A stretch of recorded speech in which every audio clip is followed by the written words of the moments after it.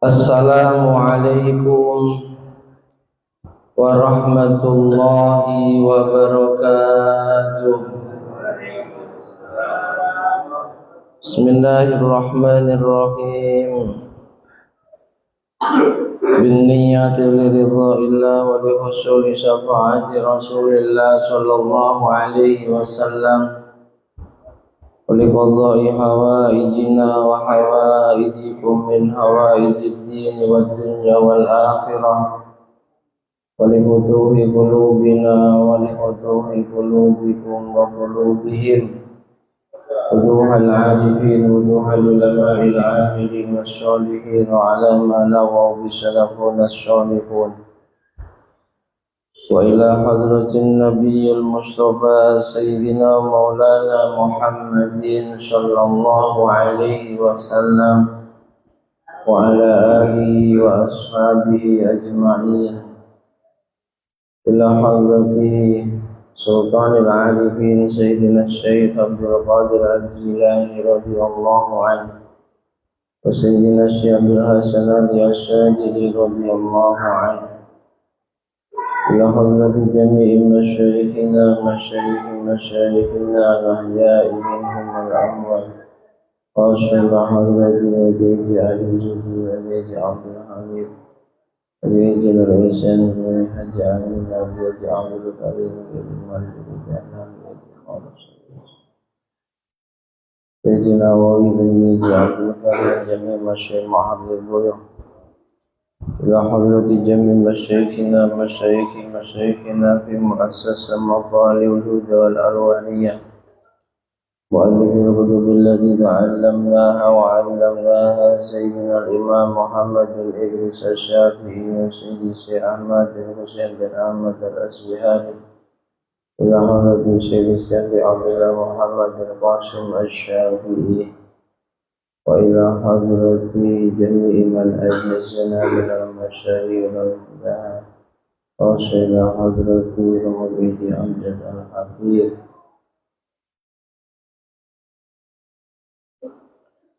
رحمهم الله وأجرهم الله. الفاتحة. أعوذ بالله من الشيطان الرجيم. بسم الله الرحمن الرحيم. الحمد لله رب العالمين الرحمن الرحيم مالك يوم الدين إياك نعبد وإياك نستعين اهدنا الصراط المستقيم صراط الذين أنعمت عليهم غير المغضوب عليهم ولا الضالين. رب اغفر لي ولوالدي وللمؤمنين آمين. بسم الله الرحمن الرحيم. بسم الله بدأنا والحمد لربنا والصلاة والسلام للنبي حبيبنا يا الله يا ربنا أنت مقصودنا رضاك مطلوبنا دنيانا وأخرانا يا رحمن يا رحيم يا مالك يا قدوس يا سلام يا مؤمن يا مهيمن يا عزيز يا جبار متكبر يا خالق يا بديع يا مصور يا غفار يا قهار يا وهاب يا رزاق يا فتاح يا عليم يا قبير يا باسط يا خبير يا ربيع يا معيز يا مضل يا سميع يا بشير يا حكم يا عدل يا لطيف يا خبير يا حليم يا عليم يا غفور يا شكور يا عليم يا كبير يا حفيظ يا مقيت يا حسيب يا جليل يا كريم يا رقيب يا مجيب يا واسع يا حكيم يا ودود يا مجيد يا باعث يا شهيد يا حق يا وكيل يا قوي يا متين يا ولي يا مرشي يا مبدئ يا معيد يا مقيم يا مميت يا حي يا قيوم يا وجيد يا ماجد يا وحيد يا أحد يا صمد يا قادر يا مقتدر يا مقدم يا مؤخر يا أول يا أخير يا ظاهر يا باطن يا ولي مهتدي يا بر يا تواب يا منتقم يا عفو يا رؤوف يا مالك مالك الملك ذا الجلال والإكرام يا مقسط يا جميع يا غني يا مغني يا منيع يا ظنون يا نبي يا نور يا هادي يا بديع يا بقي يا وارث يا رشيد يا صبور عز جل ذكره في أسمائك الحسنى اغفر لنا ذنوبنا ولوالدينا وذرياتنا واغفر عن سيئاتنا واستر على عيوبنا واجبر على نقصاننا وارفع درجاتنا وزدنا علما نافعا ورزقا واسعا حلالا طيبا وعملا صالحا ونور قلوبنا ويسر أمورنا واشفي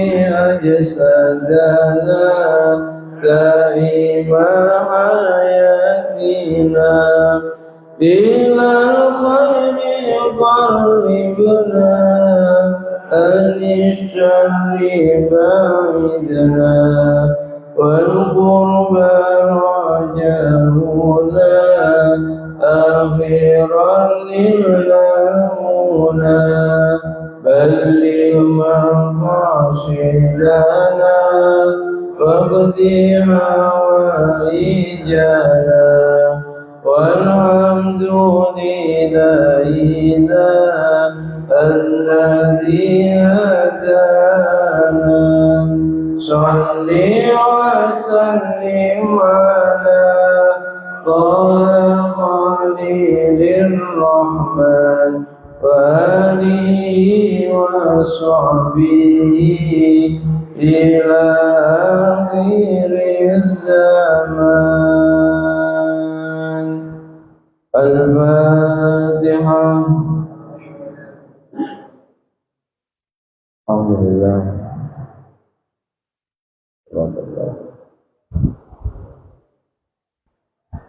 Innal hamdalillah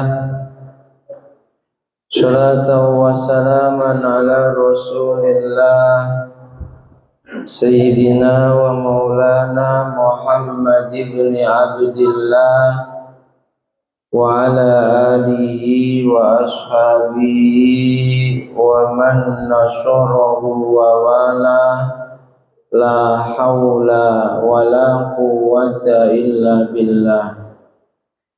Subhanaka la ilma lana illa ma 'allamtana innaka antal alimul hakim. Rabbi shrah li sadri wa yassir li amri wahlul 'uqdatam min lisani yafqahu qawli, amin. Amma ba'd. Yang sangat kami hormati, kami muliakan segenap jajaran pengurus dan Dewan Kemakmuran Masjid Miftahul Jannah Bengkong Bengkel, juga segenap tokoh masyarakat yang ada di Bengkong Bengkel yang sangat kami hormati, kami muliakan. Bapak-bapak, ibu-ibu, hadirin wal hadirat, jamaah semuanya yang juga sangat kami hormati, kami muliakan, kaum muslimin muslimat, mukminin mukminat, rahimana wa rahimakumullah wa as'adakumullah. Alhamdulillahi rabbil alamin. Mari tantintinya senantiasa kita panjatkan kehadirat Allah Subhanahu wa ta'ala yang kembali di malam hari ini Allah masih berkenan melimpahkan berbagai macam karunia-Nya kepada kita, terutama karunia berupa nikmatil iman wal Islam, juga sehat jasmani maupun rohani, sehingga kembali kita bisa menjaga keistiqomahan kita, hadir dan duduk di tempat serta majlis yang mulia, majlis zikir, majlis ilmu, majlis doa. Harapan kita semua mudah-mudahan dengan segala kekurangan majlis kita ini Allah berkenan meridhoi dan menerimanya. Amin.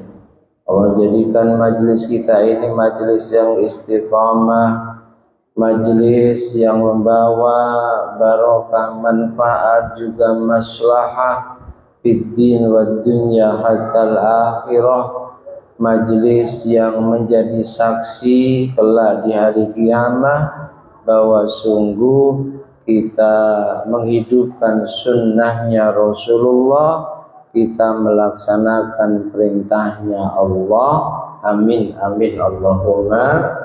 Sholawat salam semoga senantiasa tercurah limpahkan kehadiran beliau junjungan alam Nabi Agung Muhammad sallallahu alaihi wasallam bi qaulina Allahumma sholli wa sallim ala sayyidina Muhammad wa ala ali sayyidina Muhammad.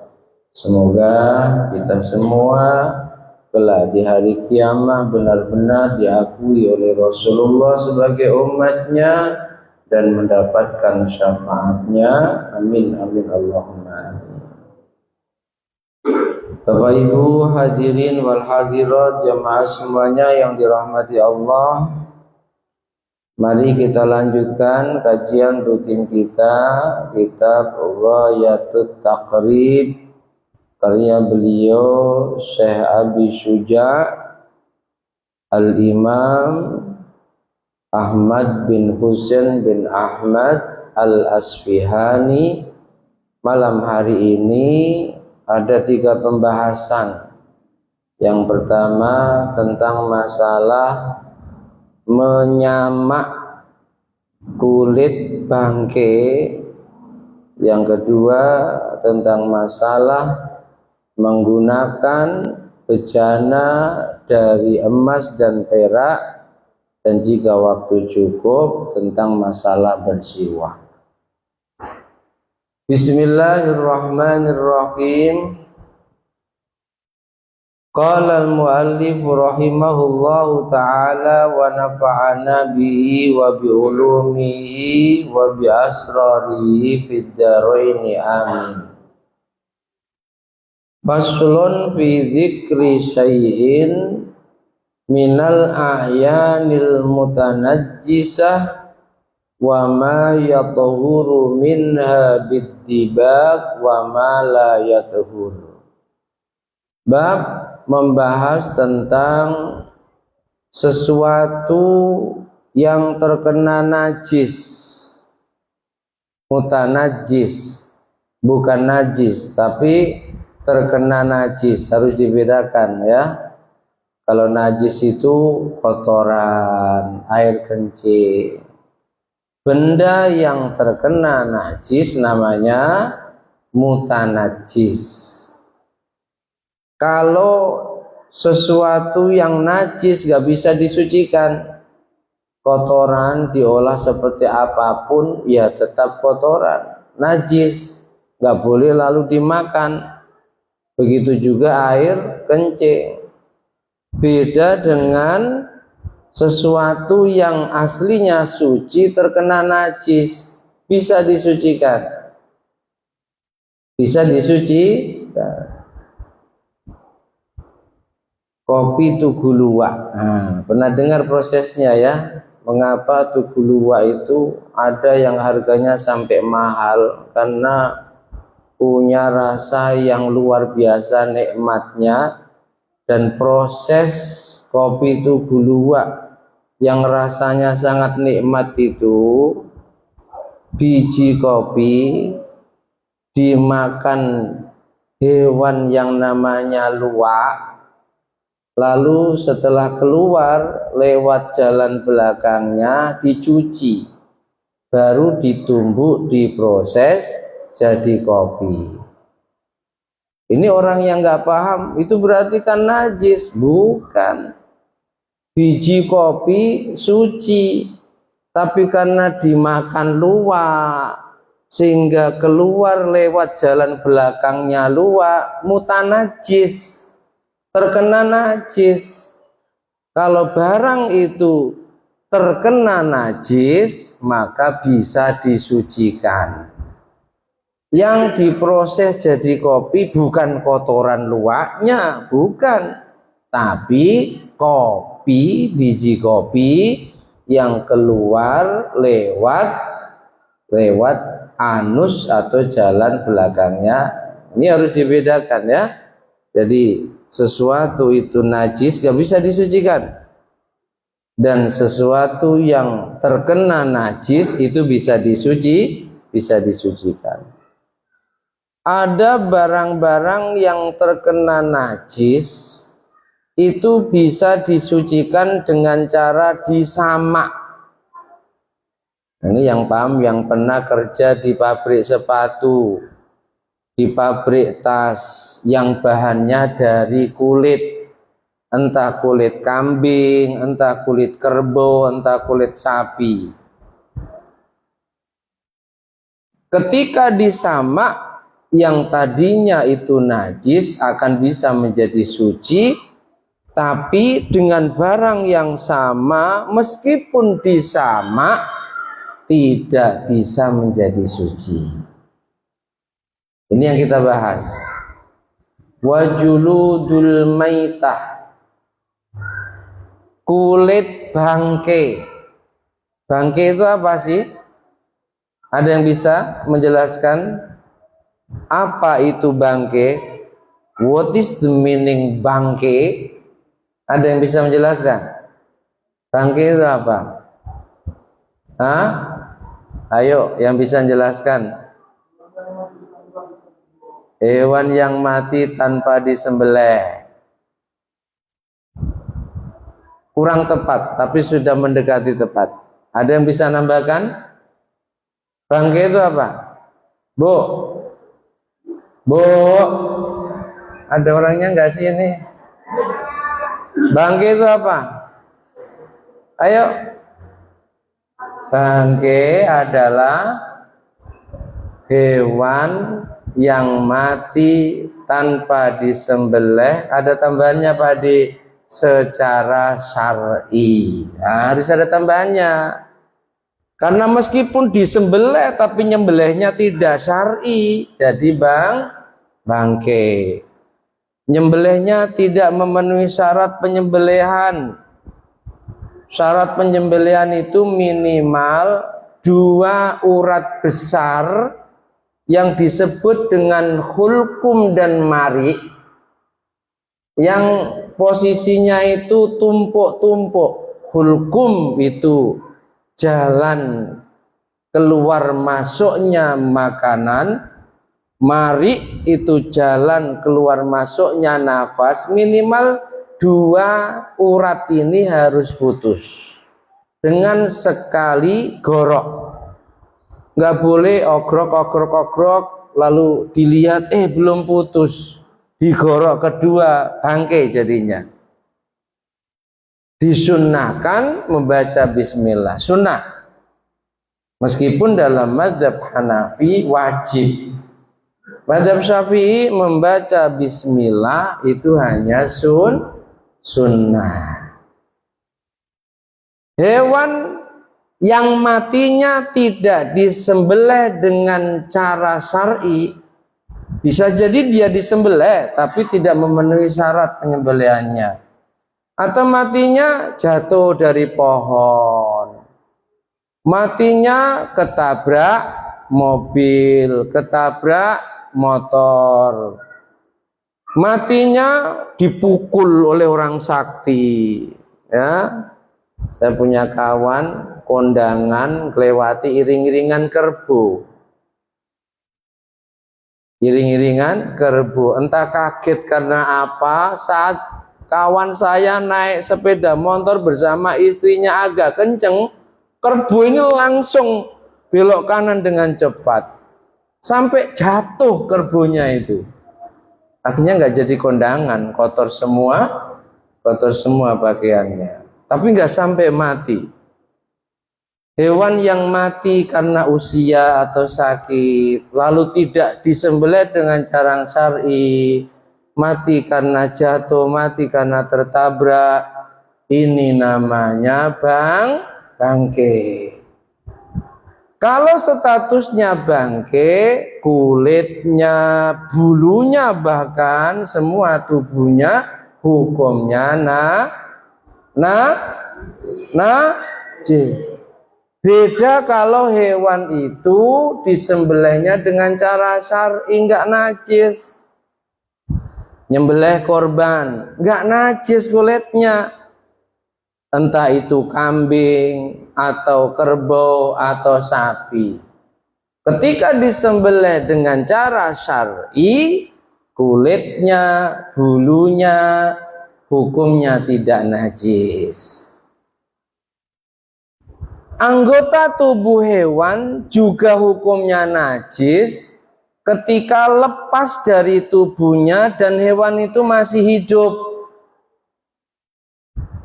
Hewan itu masih, mungkin istrinya sedang nyidam buntut, pengen makan sop buntut, lalu nyuri ekornya sapi semisal.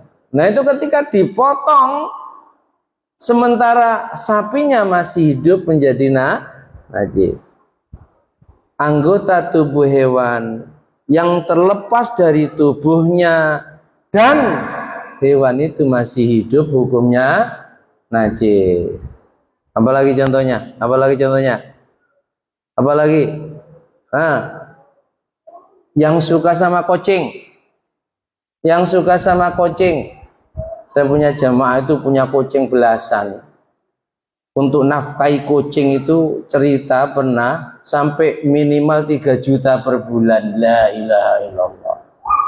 Itu perawatannya butuh biaya. Kalau nggak dirawat yang bagus, bau di rumahnya juga luar biasa. Yang suka ngerawat kucing atau yang punya kucing, bulu kucing ada yang lepas gak dari tubuhnya? Berarti hukum bulu kucing apa? Tadi kaidahnya, setiap anggota tubuh hewan yang lepas dari tubuhnya dan hewannya masih hidup, hukumnya berarti bulu kucing yang tercacat.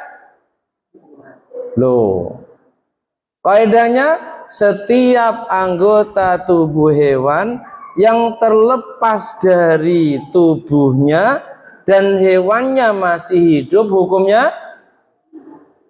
halo, hukumnya berarti bulu kucing yang tercacat. Masih nggak paham? Bulu kucing termasuk anggota tubuhnya kucing nggak?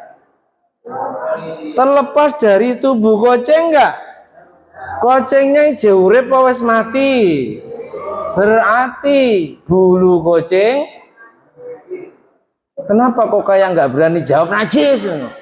Karena rumahku kucing banyak, bulunya kececer di mana-mana. Pasti itu sehingga nggak berani jawab. Hukumnya berarti najis. Terus gimana? Ya nggak gimana-mana. Hanya ngaji, bulu kucing najis cuma karena sulit menjaganya. Kucing itu kan nggak bisa kita pesen, jangan rontokkan bulumu di sini ya, sana di tempat khusus, kan nggak bisa. Sehingga masyakoh, sulit menjaganya. Hukum bulu kucing yang terlepas dari tubuhnya tetap najis, tapi tergolong najis yang dimakfu. Paham? Kalau ditanya najis, berarti kalau sholat kita di atasnya, oh tergolong najis yang dimakfu. Sebab alasannya apa? Sulit untuk menjaganya. Paham ya? Kembali ke pembahasan kita. Bangkai itu kulitnya najis. Sekali lagi, apa itu bangkai? Hewan yang mati sendiri atau disembelih tanpa syar'i, itu namanya bangkai. Kulitnya najis.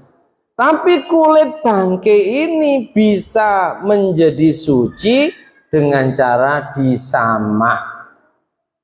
Dengan cara, nah ini yang paham benar, sekali lagi mereka yang pernah kerja di pabrik sepatu, pabrik kulit, yang bahannya dari kulit.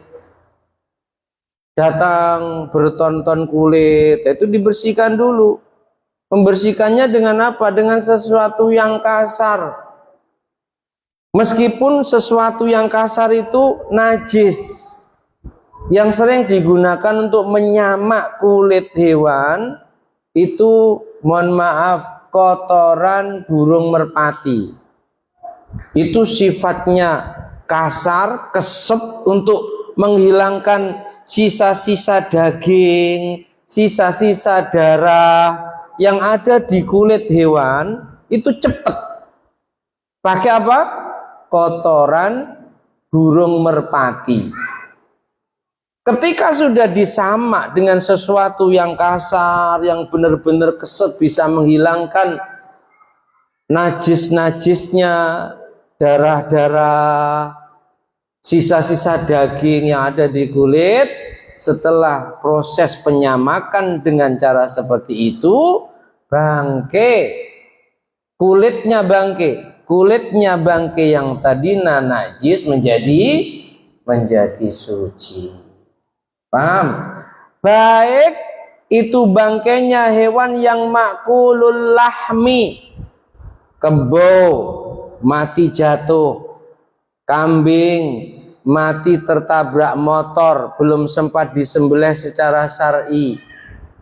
Apalagi contoh sapi mati karena penyakit belum sempat disembelih, bangkai itu. Atau dari hewan yang ghairu makulil lahmi, tidak halal dimakan. Contoh bangkainya harimau, kulitnya najis, tapi ketika kita sama, kulit harimau menjadi suci. Paham? Apa contoh lagi? Hewan-hewan yang besar yang haram dimakan, bisa sebab dia hidup di dua alam amfibi, bisa sebab dia punya taring yang kuat, kuku-kuku tajam, ini haram dimakan. Mati dia, otomatis bangke, kulitnya najis, tapi bisa menjadi suci dengan cara apa? Disama. Ada yang pernah praktek penyamakan kulit di sini, Pak Ustadz? Karena di sini kulit hewan itu nggak ada nilainya. Kalau kami di kampung sebab dekat dengan pabrik sepatu, pabrik tas yang ekspor, itu kalau musim lebaran korban itu, masya Allah, jadi bos mendadak.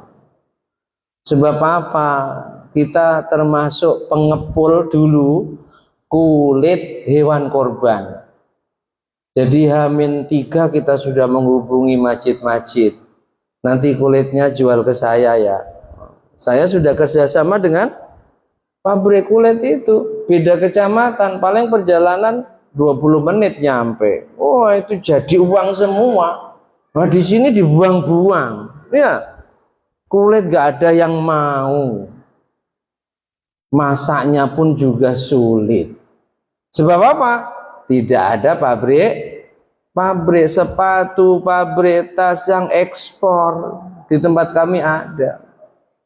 Ya Andi ini kok di kampung kami, pokoknya setiap lebaran korban itu, masya Allah, rizki luar biasa. Dari usaha musiman menjadi pengepul apa?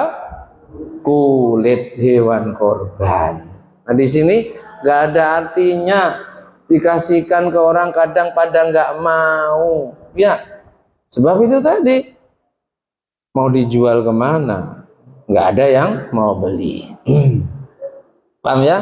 Jadi kulit bangkai bisa menjadi suci dengan cara disimak, baik itu bangkainya hewan yang halal dimakan maupun bangkainya hewan yang haram dimakan. Illa jildal kalbi wal khinzir, kecuali kulit bangkainya anjing dan babi. Nah, itu nggak bisa menjadi suci dengan cara disamak, nggak bisa. Bahkan meskipun matinya kita sembelih dengan cara syar'i, nggak bisa. Sebab apa? Sebab hukum anjing dan babi najis mughalladhah. Najis mughalladhah. Babi sepakat ulama. Sebab dalilnya jelas. Hurrimat alaikumul maitatu waddamu walahmul khinzir wa ma uhilla li ghairillahi bih. Diharamkan bagi kalian maitah, bangke. Arti bangke tadi, hewan yang matinya tidak disembelih secara syara'. Meskipun itu kambing, meskipun itu kerbau, kalau matinya tidak disembelih secara syar'i, entah mati sebab usia, mati sebab sakit, mati sebab tertabrak, atau disembelih. Cuma penyembelihannya tidak memenuhi syarat secara syar'i, maka itu statusnya bang yang haram dagingnya kita makan. Ya Allah Pak, eman-eman sapinya gemuk loh.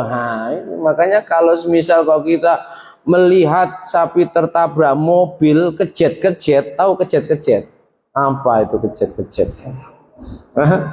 Udah sakaratil maut, mau mati, segera ambil parang, langsung bismillah minimal, ya, terus sembelih minimal hulkum, mari terputus. Dua urat kanan kiri yang disebut wadajain itu hanya sunnah. Yang penting minimal yang tengah ini Pak Ustadz ya. Sebelum yakin hulkum mari terputus, jangan pernah angkat parang. 3-4 tahun yang lalu ya, heboh di Masjid Agung, seorang tokoh di video pula. Mungkin parangnya kurang tajam atau mungkin nggak biasa nyembelih sapi, itu sampai berkali-kali okrok terlepas, ambil lagi okrok, itu sudah jadi bangke. Secara aturan harus satu gorok, jangan diangkat sebelum yakin hulkum gurung. Kalau itu terputus, darahnya keluar, nah itu benar-benar terputus. Paham ya?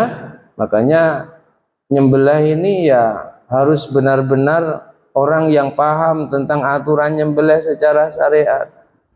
Walahmul khinjir, daging babi haram, hukumnya najis mughalladah. Kalau anjing, mazhab Maliki tidak menghukumi najis. Mazhab Maliki, selain mazhab Maliki menghukumi anjing sama dengan babi, najisnya mughalladah. Kulit babi, kulit anjing nggak bisa disucikan meskipun dengan cara disamak. Kulit hewan yang lahir dari babi, dari anjing juga nggak bisa. Kulit hewan yang lahir dari hasil perkawinan babi dan anjing juga nggak bisa. Tapi selain kulit babi dan anjing, meskipun itu hewan yang haram dimakan, singa, gajah, apa lagi? Apa lagi? Hah? Buaya itu akan bisa menjadi suci dengan cara disama. Nah, ini pembahasan pertama, sama telah selesai. Sekali lagi, kulit bangke bisa menjadi suci dengan cara disamak kecuali kulitnya babi dan anjing. Summa istasna min sya'ril maitah. Jadi bangke itu kulitnya najis, rambut dan bulunya juga najis. Bangke ya, bangke itu hewan yang mati tidak disembelih dengan cara syara, kecuali bangkainya manusia. Bangkainya manusia nggak najis, nggak perlu yang biasa ngurus fardu kifayah setelah memandikan mayit, lalu otomatis tangannya juga terkena bulu rambutnya mayit, bangke, itu terus disucikan tangannya, nggak perlu. Kecuali rambut dan kulitnya bangke manusia, hukumnya tidak najis. Dah selesai. Pembahasan yang kedua tentang masalah perabot emas dan perak. Ayo yang mungkin di rumah masih nyimpen, bisa jadi dapat hadiah dari tamunya atau dapat kenang-kenangan dari kawannya yang kerja di luar negeri. Entah itu sendok emas, entah itu piring emas, entah itu gelas emas, harus tahu hukumnya. Harus tahu hukumnya. Apa hukum makan dari bejana yang terbuat dari emas dan perak? Makan dari piring, emas piringnya. Juga apa hukumnya menyimpan saja? Gelas hanya kita jadikan hiasan, tidak kita gunakan untuk minum. Begitu juga piring atau guci terbuat dari emas dan perak, nyimpan saja di rumah. Apa hukumnya? Faslun wala yajuzu isti'malu awanidz dzahab wal fiddah. Bab menjelaskan haram hukumnya menggunakan bejana, wadah yang terbuat dari emas dan perak. La fi aklin wala fi syurbin wala ghairihima. Haram entah itu untuk makan piringnya, mangkoknya, entah itu untuk minum gelasnya, atau selain untuk makan dan minum, dibawa kemana-mana untuk dipamerkan, haram. Atau disimpan di almari, haram. Wa kama yahrumu istimalu ma dzukira yahrumu ittikhaduhu min ghairi istimal fil ashah. Kaul yang ashah, meskipun hanya dibuat pajangan perhiasan dalam almari kita, bejana-bejana yang terbuat dari emas dan perak haram. Jual saja. Uangnya sebagian buat sedekah, infak di masjid. Ya, sebab apa? Ketika sebuah rumah di sana ada bejana yang terbuat dari emas dan perak, maka jangan berharap malaikat-malaikat pembawa rahmat akan mau masuk ke rumah tersebut, menjadi penghalang masuknya malaikat pembawa rahmat ke dalam sebuah rumah yang di sana ada bejana yang terbuat dari emas dan perak, meskipun tidak digunakan. Meskipun tidak digunakan. Tapi bagi ahli fikih itu bisa dikela, ya. Dalam Qomi Ut-Tughyan ketika membahas masalah ini diceritakan, di zamannya Imam Hasan Al-Basri itu ada orang yang sangat kaya. Saking kayanya, perabotannya itu semua dari emas. Suatu ketika Imam Hasan Al-Basri juga ulama-ulama yang hidup sezamannya diundang oleh orang kaya tersebut. Diundang, hidangannya beraneka ragam, dan semua bejananya emas. Ulama yang satu nggak mau datang, sebab langsung memvonis kalau saya datang maka saya pasti akan melakukan keharaman, pasti makan dari bejana yang terbuat emas. Imam Hasan Al-Basri tetap datang. Diprotes oleh ulama-ulama yang nggak mau datang, sebab tahu tuan rumahnya itu untuk memuliakan tamu dikasih makan piringnya, sendoknya, gelasnya, semuanya dari emas. Ya Imam Hasan Al-Basri orang alim, senyum saja. Ayo sini duduk. Coba pemahamannya bagaimana? Pemahamanmu bagaimana? Yang diharamkan seperti apa? Ya makan dari bejana yang terbuat dari emas. Kamu masalahnya nggak datang sih. Kalau kamu datang, kamu nggak menghukumi saya melakukan keharaman. Memang buah, makanan, semua disajikan di bejana dari emas. Tapi kan sebelum saya makan, saya ambil korma itu, saya letakkan dulu di tisu. Sehingga saya makannya bukan dari piring yang terbuat emas, tapi dari tisu. Paham? Mungkin wong pinter bisa ngelah karena menjaga perasaan yang ngundang. Kalau yang tadi kurang pinter, sehingga tidak bisa menjaga perasaan yang ngundang. Sebab apa? Fikihnya tidak begitu dalam, langsung haram, padahal ada kelah. Sebagaimana yang dilakukan Imam Hasan Al-Basri, andai kita diundang oleh orang yang sudah sangat dekat dengan kita, besti kita lah, besti kita, lalu gara-gara bejananya dari emas kita nggak datang, kan kecewanya luar biasa. Tetap datang. Bagaimana menghindarkan keharaman? Ambil dulu makanan itu dari piring yang terbuat dari emas. Ambil, jangan langsung masukkan ke mulut. Nah, itu haram. Tapi mungkin cari dulu piring yang terbuat dari plastik. Kumpulkan di situ dulu.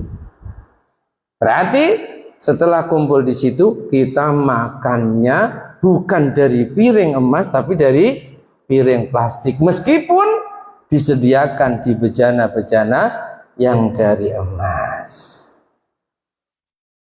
Hati-hati ya, mungkin masih ada yang nyimpan bejana dari emas maupun perak. Kalau selainnya nggak haram, emas maupun perak, hati-hati, segera jual saja, karena menjadi penghalang sampainya malaikat-malaikat pembawa rahmat ke dalam rumah kita. Ini ya, jadi menggunakan bejana dari emas dan perak maupun menyimpannya hukumnya haram. Bagaimana kalau tambalannya saja yang emas? Contoh, mangkoknya itu dari tembaga, lalu karena lobang ditambal pakai emas, bagaimana hukumnya? Jawabannya, yahrumu al-ina al-mudabbabu bi dhabbatin fiddah kabira urfan lizinah.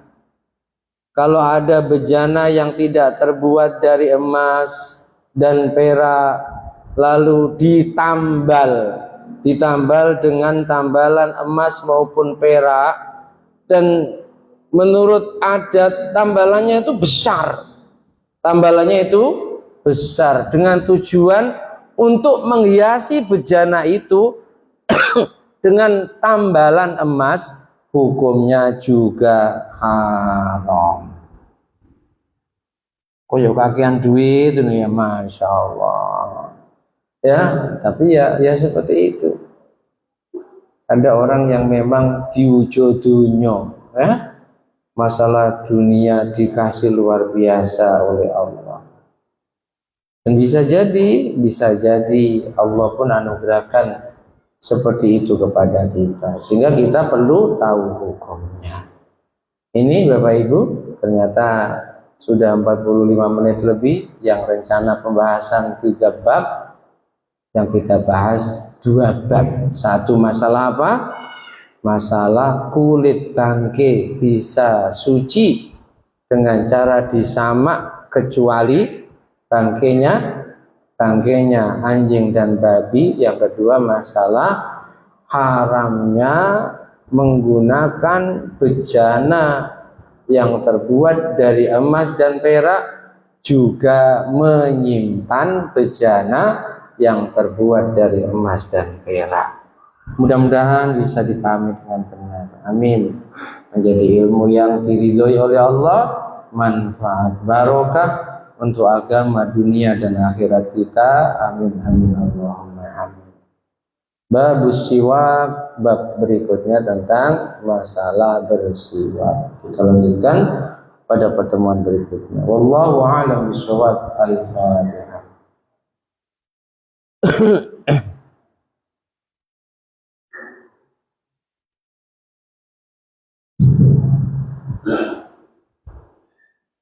Jadi Bapak Ibu, jadi pertanyaan yang ditanyakan tentang yang kita bahas pada malam ini atau di luar tema pada malam ini, persilakan Bapak Ibu silakan yang ditanyakan.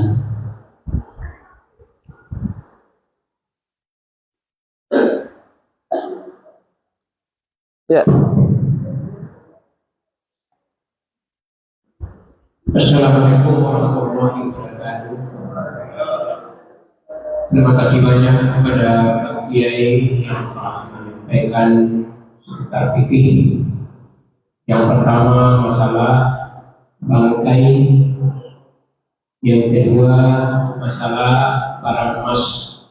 Dua tahap ini yang dipelajari dan diberikan ilmu yang bermanfaat pada malam hari ini. Kemudian dapat kami sampaikan dan dapat dipertanyakan. Yang pertama masalah bangkai dan masalah pemeliharaan. Ini sudah banyak saya perhatikan. Masalah anjing dan babi. Karena kebanyakan yang memelihara anjing ini orang Islam, bukan orang Kristen aja, tapi orang Islam banyak. Sampai-sampai dia memelihara anjing ini 3 ekor di rumahnya, dan dia untuk berburu babi, sehingga kerjanya kadang-kala tertinggal, kadang-kala kewajibannya sebagai kepala rumah tangga tinggal. Yang diperlukannya anjing tadi untuk berburu babi. Yang dapat saya pertanyakan, orang Islam ini yang memelihara anjing ini apakah diharapkan meliharanya atau bagaimana jalan keluarnya? Karena saya tengok di mana-mana banyak orang Islam yang memelihara anjing ini untuk babi. Niatnya untuk membasmi babi tersebut, karena di ladang itu banyak babi-babi, banyak makan padi, rusak padi, sehingga diburu dengan anjing ini dengan tombak. Sehingga ini kita tengok anjing dan babi ini haram keduanya. Tapi orang-orang kebanyakan memelihara anjing ini untuk berburu babi. Babi ini untuk kebanyakan membasmi banyak padi-padi yang mati-mati, banyak kena babi ini. Jadi dibunuh babi tadi dengan anjing. Jadi orang yang memelihara anjing ini apa hukumnya menurut kita? Ya. Cukup ya, cukup. Satu. Hah? Kasih yang lain kesempatan bertanya juga nanti. Oh ya, ya. Agak disingkat, pertanyaannya agak disingkat. Ya, ya, ya. Yang kedua masalah emas dan perak. Tadi kalau kita tengok masalah emas dan perak ini, kalau orang lihat apa yang ada di rumah dipanjangkan haram begitu. Piring haram, mangkok haram. Istilahnya yang dapat saya tanyakan, orang ini kan banyak duit, tak ada lagi untuk dibeli lain, tidak ada lagi. Itu aja yang untuk dibeli dia lagi. Yang lain banyak tak perlu. Itu aja yang dibelinya. Sehingga yang disimpan emas itu, ya kalau kita zakat fitrah, emas kan emas, itu kan piring emas. Sehingga kalau kita tengok dalam 1 tahun itu kan dikeluarkan haulnya, dikeluarkan apanya, zakatnya.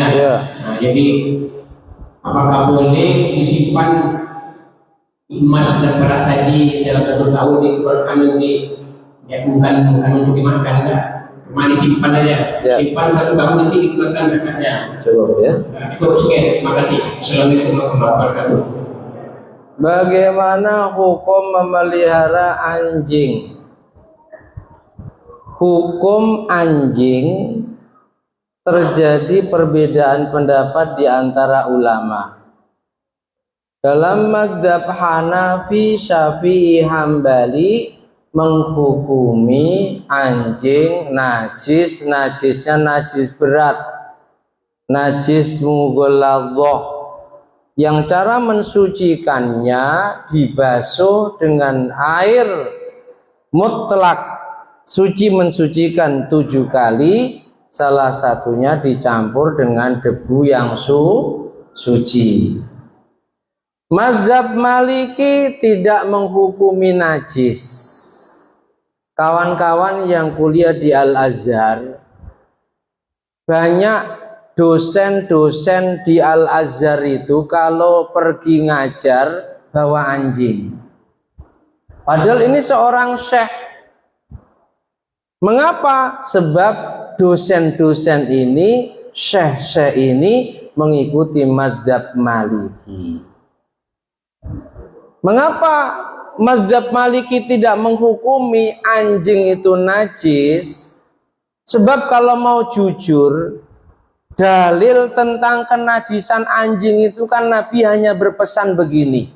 Nggak ada dalil anjing itu najis, nggak ada. Tapi dalilnya, jika kalian melihat bejana dijilat anjing, maka basuhlah bejana itu dengan air suci mensucikan 7 kali dan dicampuri dengan tanah atau debu yang suci. Itu dalilnya.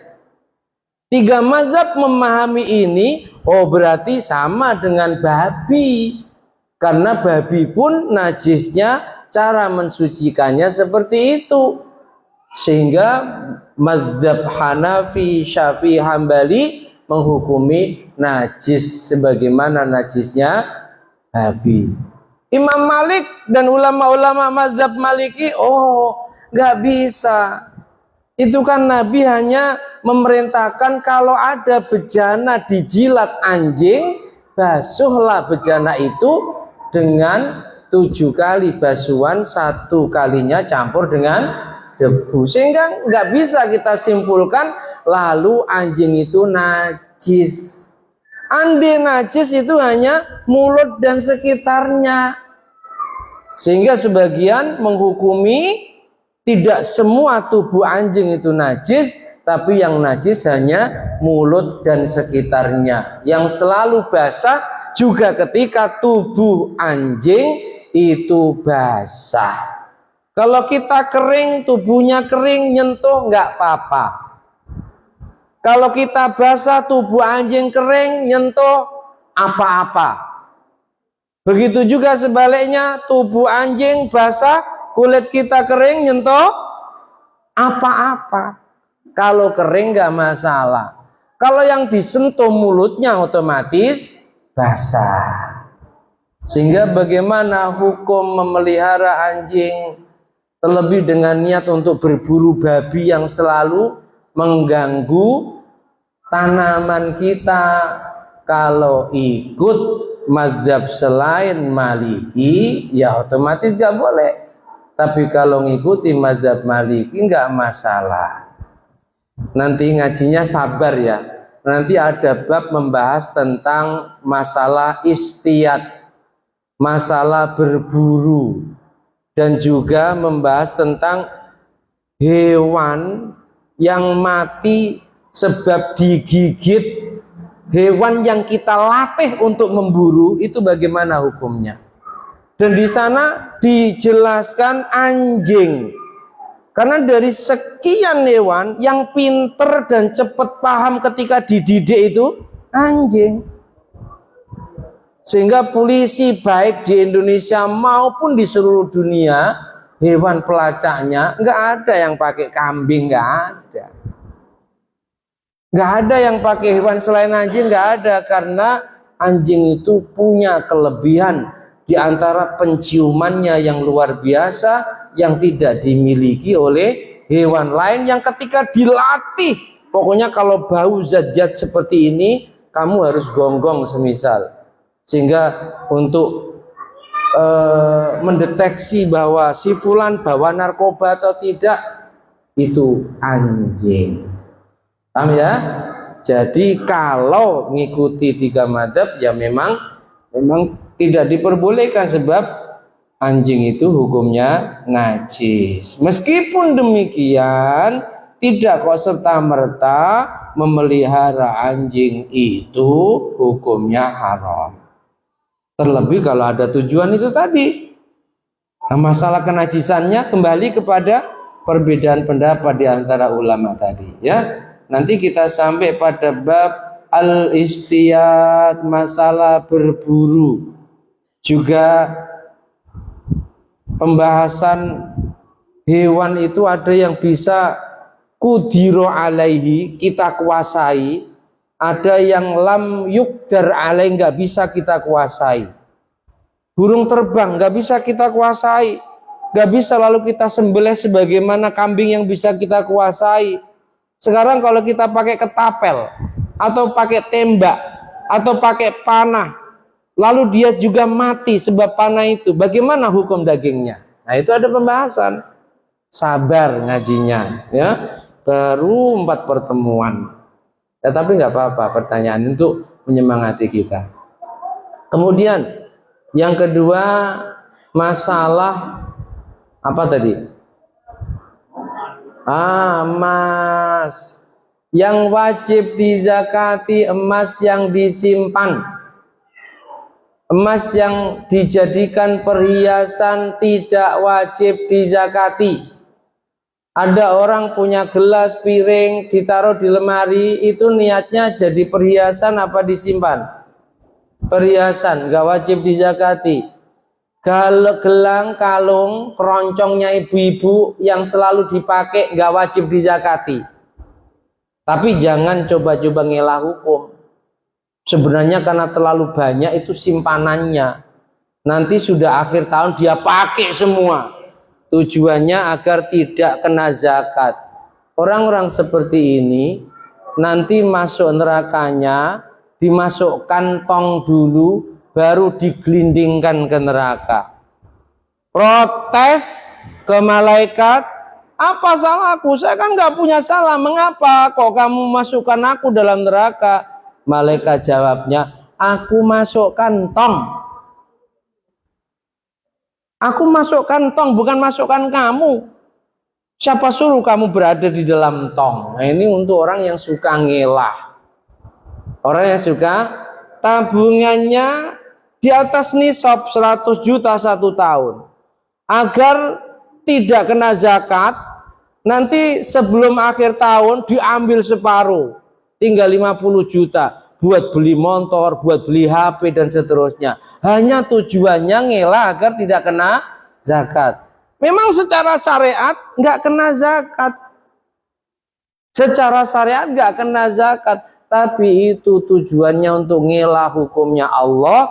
Ya nanti nasib dia dimasukkan neraka di dalam tong. Saat dia protes sebab mengaku nggak bersalah, merasa nggak bersalah, malaikat pun jawabnya, aku kan nggak masukkan kamu ke neraka, aku masukkan tong kok, salahmu sendiri kamu ada di dalam tong. Nah, hati-hati ya, hati-hati.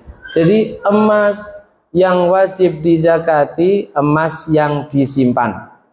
Yang dijadikan perhiasan tidak wajib dizakati. Seorang ulama namanya siapa? Namanya Syekh Al-Lais. Itu Imam Syafi'i, meskipun muridnya Imam Malik, berkomentar Al-Lais afqahu minal Malik. Imam Lais itu lebih ngalim fikih daripada guru Imam Malik. Tapi karena murid-muridnya nggak ada yang kreatif sebagaimana muridnya Imam Malik, madzhabnya hilang. Dan itu Imam Lais, bukan Lais As-Samarqandi ya, bukan Lais As-Samarqandi. Kalau Lais As-Samarqandi pengarang Tambiul Wafilin, Bustanul Arifin, nah itu ulama yang hidup di awal abad 4 Hijriah dari Samarkand. Ini dari Mesir, kayanya luar biasa. Jadi di samping ulama punya usaha itu kalau dirupiahkan hasil dari bisnisnya itu tiap tahun ratusan miliar. Tapi nggak pernah mengeluarkan zakat. Mengapa? Sebab sebelum tutup akhir tahun hartanya sudah habis dibagi-bagikan kepada para ulama, kepada para fuqara dan masakin. Dan itu tiap tahun. Namanya Imam Lais dari Mesir. Hidup di abad kedua Hijriah. Saking ngalimnya Imam Syafi'i sampai mengatakan, berkomentar, innal laisa afqahu min Malik. Imam Les itu fikihnya lebih alim dibanding guruku Imam Malik. Tapi karena santrinya tidak kreatif, tidak memperjuangkan madhabnya, sehingga nggak punya madhab. Nah itu ratusan miliar hasilnya, tapi nggak pernah kena zakat. Sebab apa? Sebelum saatnya wajib zakat sudah habis dibagi-bagikan. Saya kira cukup ya. Jadi tidak semua emas itu wajib dizakati, tapi yang wajib dizakati yang disimpan, disamakan dengan emas dan perak, uang. Yang punya tabungan 1 tahun penuh di atas nisab, nisabnya 85 gram emas yang 22 karat. Bu, harga emas sekarang berapa, Bu? Bu, jawablah biar nampak punya emas gitu loh ya. Berapa? 1 juta? Hah? Per gram 2 juta sekarang. Ya Allah. 2 juta katakanlah. Enggak kebanyakan itu. 2 juta kali 85. Berapa itu? Nah, berapa itu? 2 juta, ya Allah. Ada orang kok punya uang dalam tabungannya senilai emas 85 gram dan 1 tahun penuh nggak pernah kurang dari itu, berarti uangnya sudah mencapai nih.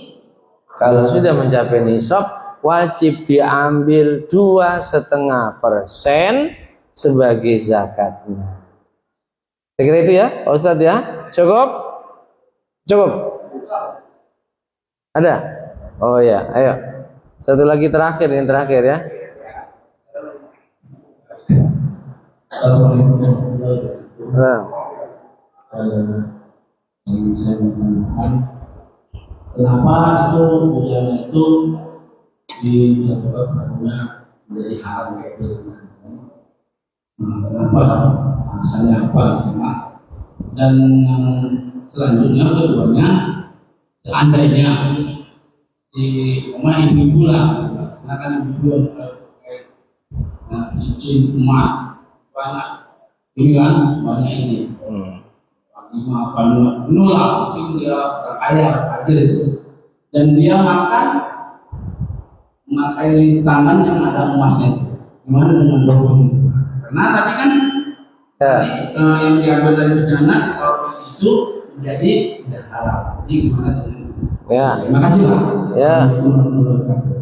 Bab malam ini menjelaskan tentang haramnya menyimpan bejana dari emas dan perak atau menggunakannya.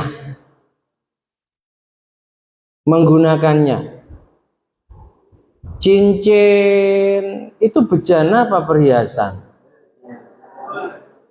Cincin itu bukan tempat, bukan bejana. Jadi bagi perempuan hukumnya halal, bagi laki-laki haram.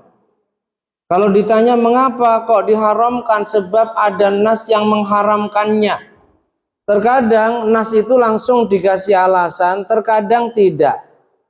Akan terjawab sekian abad sesudahnya. Contoh, daging babi. Turun ayat hurrimat alaikumul maitatu waddamu walahmul khinjir, haram bagi kalian maita bangke, dua darah kecuali hati dan limpa. Darah jangan diminum, darah jangan dibuat dideh. Kalau kampung kami nyebut dideh. Tahu dideh ya? Jadi darah lalu diproses sehingga nanti menjadi seperti hati. Rasanya kurang lebih sama, cuma agak amis katanya. Dideh itu namanya, haram. Darah yang halal itu hati dan limpa. Kalau makanan yang terbuat dari darah juga haram. Walahmul khinjir, daging babi. Hanya begitu saja. Nabi nggak pernah menjelaskan kenapa kok daging babi diharamkan. Ya Allah mengharamkan, kita ikut saja. Tapi terjawab sekian abad sesudahnya ketika ada seorang peneliti, ternyata dalam daging babi itu ada cacing pitanya yang kalau dikonsumsi terus-menerus akan sangat berbahaya bagi tubuh. Bisa menjadi sebab kanker dan seterusnya. Mengapa kok emas diharamkan untuk laki-laki? Perhiasan emas laki-laki haram. Sutra laki-laki haram. Sutra yang asli ya Pak. Bukan sutra yang di Mega Mall yang harganya sudah pakai cuma 2,5 juta itu, bukan. Itu namanya sutra kecewa. Sutra yang asli itu Pak, karena desa saya itu termasuk produksi sutra. Itu ada yang 1 meter, 1 meter waktu itu harganya 30 juta. Itu asli. Lah kalau 2,5 juta sudah tinggal make sesetel pula, itu tergolong sutra kecewa.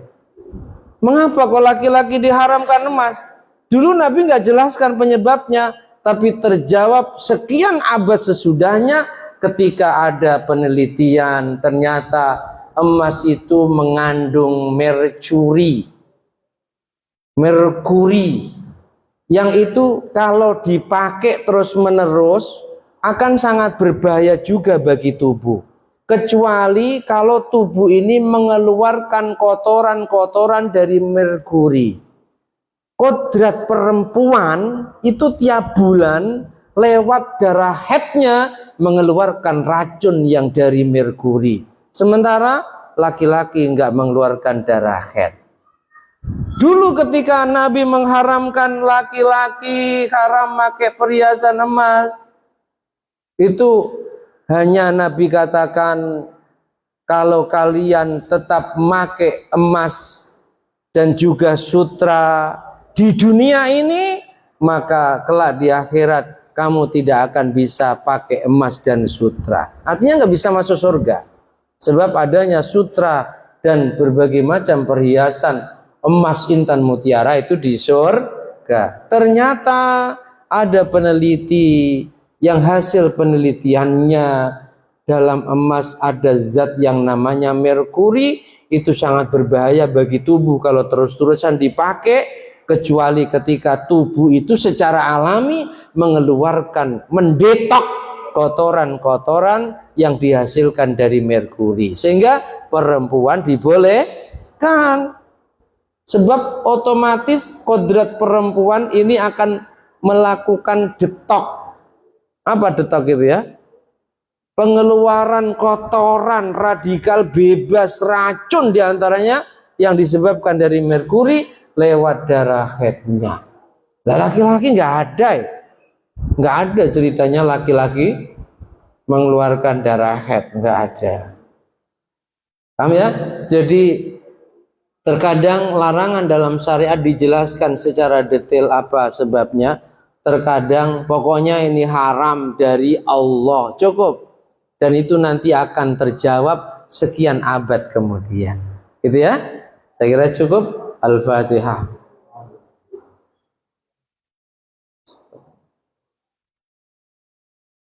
Bismillahirrahmanirrahim. Alhamdulillahi rabbil alamin. Allahumma shalli wa sallim ala sayyidina Muhammad wa ali sayyidina Muhammad.